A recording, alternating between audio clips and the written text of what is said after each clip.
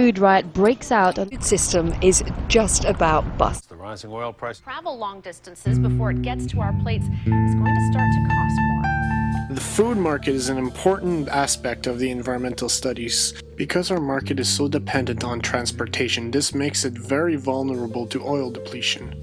That is why eating locally is so important these days.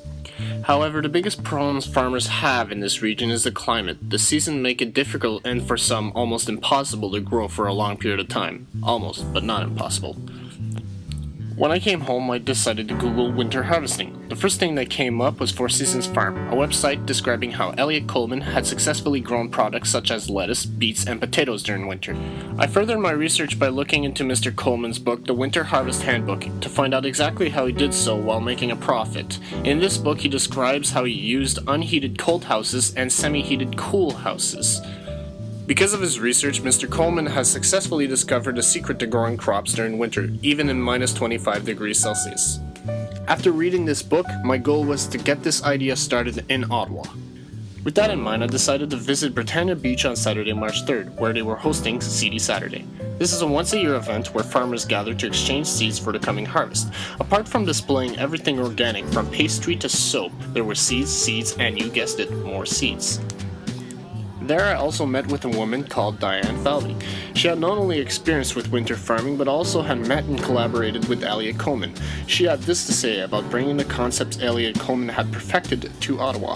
We can grow specialized greens that are cold tolerant. They can be frozen.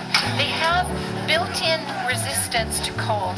They can actually, it's a kind of antifreeze that they produce within their tissue, and we can have frozen things, and then when they thaw out, they're actually edible. They have not been destroyed. Something is able to hold their tissues without exploding the cell. My next question was, how can you get farmers started on this concept of winter farming? You know, if you have the ability to put it on the ground and experiment and to grow out, that is the best learning situation. Farmers are pragmatic. If they see something working, they'll do it.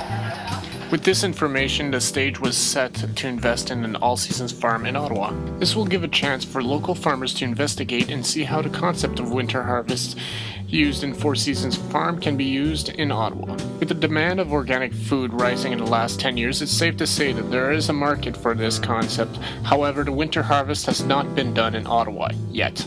This will not only bring in local revenue, but it will also decrease the amount of CO2 emissions from transportation of these products. Considering that transportation accounts for 20% of CO2 emissions in the atmosphere, this is a lot.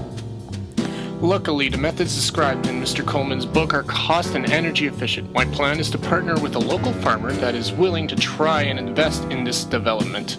I have already $10,000 in mind to invest in starting costs. However, we will need an investment of $30,000 at most for employment and energy needs to run the farm over winter. Accounting for Mr. Coleman's experience, this investment may see a return within 4 winter seasons harvest.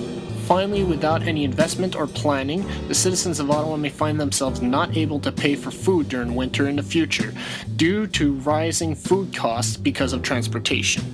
My name is Mathieu Tassie. Thank you for listening.